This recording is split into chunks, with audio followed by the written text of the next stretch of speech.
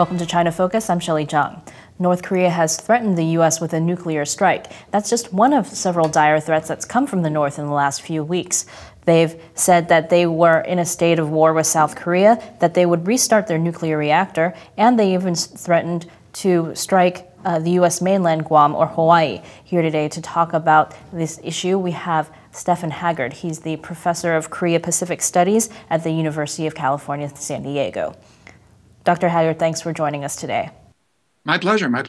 So a lot of the headlines over the last few weeks about North Korea have looked increasingly kind of threatening. They're saying things like the moment of explosion is approaching fast. Is there anything we should be worried about here? Well, clearly there's been a pattern of escalatory rhetoric, but I think we have to be careful to distinguish what the North Koreans are saying from what they're actually doing.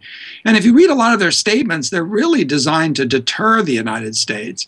In other words, these are attacks which are threatened in the case that the U.S. or South Korea were to invade or cross into North Korean space, so to speak. So I'm a little bit less concerned than the general concern that you see in the press, but there are things we have to worry about, which I can talk about.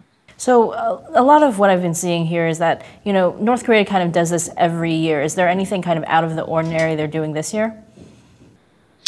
I think there are two things that are out of the ordinary. The first is that if you look at the timing of this cycle of escalation, it began around the time that the UN Security Council was considering a new sanctions resolution against North Korea. And prior to those negotiations, in which China and the United States, of course, played key roles, the North Koreans clearly wanted to deter the Security Council from taking new sanction steps. So that's when we first started to see this uptick in escalatory rhetoric. Now, do you feel that any of North Korea's threats are more likely than the others? Well, again, the threats with respect to military action have largely been cast in terms of the deterrent. And we have to remember that one of the reasons that North Korea has acquired nuclear capability is to deter the United States and prevent it from being cornered. But there are other things that the North Koreans are doing that we have to worry about. For example, the starting of Yongbyon means that they're going to have access to more fissile material.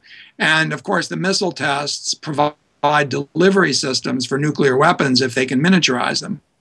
So let me ask a little bit about what you said about the deterrent issue. If they're kind of casting it in that light and the U.S. is responding by sending stealth fighters into the area, does that kind of escalate the situation? Well, there is a discussion, I think a serious policy discussion in the United States about whether some of the more public signals with respect to the overflights have gone overboard. Remember that both North Korea and the U.S. and South Korea are conducting exercises during this period.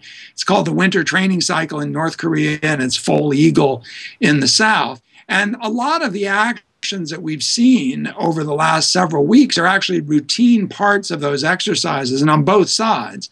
That is, the North Koreans are engaged in various exercises that are moving material around, and the U.S. has typically included bomber overflights of the peninsula as part of Full Eagle. So those things, I think, are more standard than one would believe. But what's different is that the United States has, I think, somewhat unfortunately, been calling attention to these things, and in particular, calling attention to the fact that these bombers have nuclear capabilities. So I want to kind of turn from the military side to talk about something else that's been going on with the Kaesong industrial complex, where North Korea has threatened to basically shut it down. And they've talked about it before, but now they've stopped people from South Korea going over to that complex, and they're also pulling out workers. Does that signal that they're more serious about this than previously?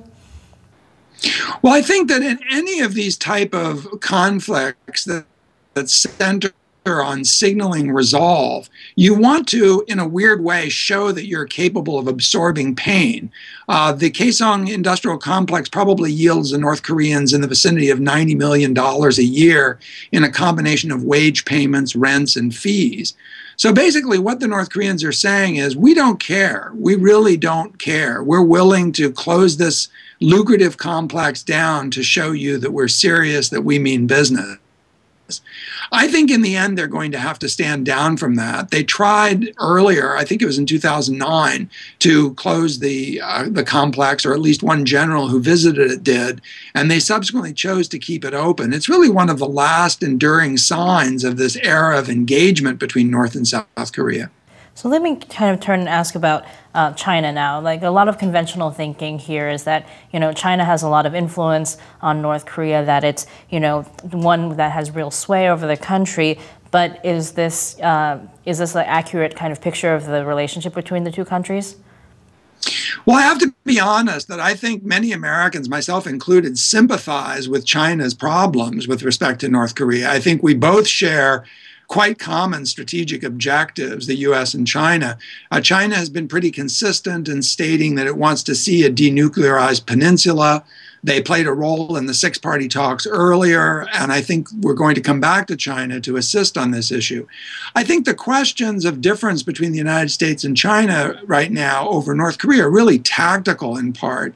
The United States would like to see a little bit more robust sanctions regime imposed on North Korea, and China, at least so far, has been a little bit resistant to do that, and in part for good reason. North Korea is right on the border. But if you read the speech on Sunday, Xi Jinping's speech when he made a reference to this issue, even if somewhat oblique, it's pretty clear that Beijing is losing patience with North Korea as well. So do you sense that they're kind of looking at this differently than they have treated North Korea in the past when they do these kinds of actions? I think there's been a steadily mounting disaffection in Beijing, and I hope there's a steadily mounting disaffection in Beijing with North Korean behavior, because in the end, it creates problems in the U.S.-China relationship. The U.S. really has no choice except to extend the deterrence to South Korea and signal our willingness to protect our allies. But in doing so, of course, it's virtually impossible for the U.S. to avoid putting ourselves in China's neighborhood. And so I would think that from Beijing's perspective, it would be desirable for the U.S. and China to cooperate in trying to get the North Koreans to stand down. So do you think that China sees North Korea as unstable right now? Well, that's another issue, and it's a very good question, is whether we think that some of this posturing is related to instability in North Korea. The type of things I'm talking about really have to do with the strategic effects for China of North Korea's behavior. For example, North Korea has served to strengthen the alliance, both with Japan and South Korea. So the question of domestic instability is a little bit more difficult to read. Obviously, there's a very repressive system. It has a very developed internal security apparatus. We don't have any sign of Arab Spring kind of behavior. But of course, if the sanctions have bite and the North Korean economy experiences even more distress, and remember, this is a very poor country, then it's possible that the regime could face domestic unrest. There seemed to be some kind of indications earlier that Kim Jong-un might be looking at kind of doing economic reforms in the style of China's economic reforms. Do you see any way in which kind of China could be like helping North Korea in terms of this, or do you think Kim Jong-un sees China as an ally? Well, I can tell you honestly that almost all American observers would be thrilled if North Korea moved in the direction of pursuing reforms along China's line. I mean, that's really what we all want to see. And I think that Beijing has made an effort to use its strategy of engagement and investment with North Korea as a way of strengthening more reformist voices in North Korea. The problem is that the strategy just so far hasn't worked. Now, last week, the North Korean regime announced a new strategic line in which they would try to attempt economic reform while simultaneously developing their nuclear capability. And I think to most observers in the United States, that seems like a non-starter. It seems like a kind of contradictory policy stance to try to do these two things at once. So let me ask about, do you think that China is losing any leverage over North Korea? Well, look, again, I just want to emphasize, a lot of Americans sympathize with the difficulties China has in trying to deal with North Korea. I think that China actually has quite substantial leverage over North Korea if it chooses to exercise it. But the problem is that exercising that kind of leverage is going to take some extremely tough actions. For example, North Korea is very dependent on Chinese shipments of fuel. If China were to choose to cut off fuel supplies to North Korea, I think that would be a game changer. But of course, with North Korea sitting right on the border, China has legitimate concerns about the stability of the country. So China just faces very difficult policy choices. Now, how should the U.S. be responding, both to China and to North Korea? Well, I think with respect to China, it's just important for the United States to underline to China that we have a shared and common interest in the denuclearization of the Korean Peninsula. This is not something that the United States wants to see. This is not a way of asserting the pivot in Asia or challenging China. To the contrary, we would like to cooperate with China on seeing this issue resolved. And with respect to North Korea, I think the one thing that the United States has to continue to restate and to reiterate is that if North Korea is willing to take the strategic decision to forego its nuclear program, that the United States is open to serious negotiations on a whole host of issues of interest to North Korea, including ending the armistice, reaching a peace regime, economic reconstruction. All those things can be on the table. But right now, I think there's not much willingness in Washington to engage in a discussion if the North Koreans are saying that nuclear weapons are here to stay. So at this point, is the ball mainly in North Korea's court, or is there something that the U.S. or China could do to change the situation? Well, I think all the parties have to work together, and obviously China and the U.S. are crucial along with South Korea. And I think that if the United States and China can cooperate on reaching a set of coordinated measures that involve a little bit more forward statement on the part of the United States, a reiteration of its willingness to negotiate.